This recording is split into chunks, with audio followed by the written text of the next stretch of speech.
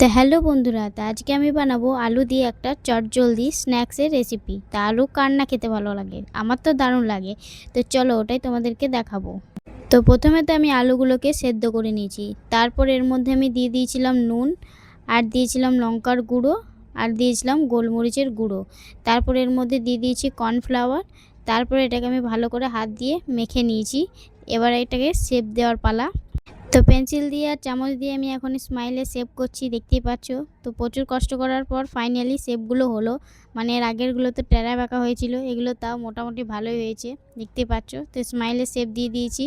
তো আমার তো সবগুলো হয়ে গেছে। এবার এগুলোকে আমি তেলে ছাঁকবো, তার জন্য আমি কড়াইয়ে তেল নিয়ে নিয়েছিলাম, গরম করে দিয়েছিলাম। তো সবগুলো আমি দিয়ে দিয়েছি।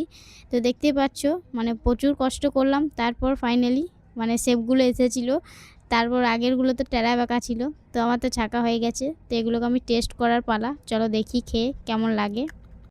তো এগুলো তো অনেক মুচমুচে হয়েছিল। আর এগুলোর আমি নাম দিয়েছিলাম পটেটো স্মাইল, মানে কোনো নাম খুঁজে পাচ্ছিলাম না, তার জন্য শেপটা ছিল স্মাইলে, তার জন্য এর নাম দিয়ে দিয়েছি পটেটো স্মাইল।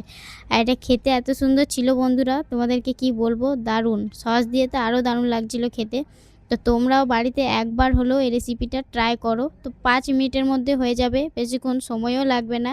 তো বন্ধুরা, ভিডিওটা যদি ভালো লাগে তাহলে লাইক কমেন্ট শেয়ার কিন্তু করে দিও। তো টাটা বন্ধুরা, দেখা হচ্ছে পরের ভিডিওতে।